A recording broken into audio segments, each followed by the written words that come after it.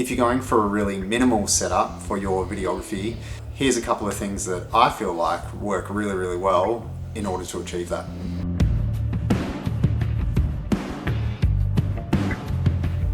I started off using the Sony a6000. With this camera, I did multiple weddings, multiple brand shoots, and then finally kind of moved up to the Sony a6500. It just was a nice fit, everything worked.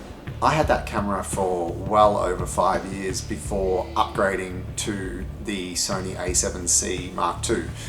I was on the fence with what to upgrade to from the Sony a6500. With the new release of the Sony a6700, it kind of got my mind thinking, you know, is this on paper? It was like, this is the right camera to upgrade to, if this is what your setup is. But what I've been finding is whenever I shoot, I would love to be able to have one body and two lenses and not have to change them in and out. I think the Sony a7C Mark II does that for you. The way I work and the way I film, I like to be very run and gun, minimal as one lens for the entire day. And my go-to lens for that was always the Sony Zeiss 55mm 1.8. You might have your own opinion on the Zeiss 55 compared to the Sony G Master 50mm, but this has been an absolute workhorse for me for years. I love the look that it can help me achieve, and I find it's reliable. It is absolutely a banger of a lens, and for the price range, I think you cannot beat it.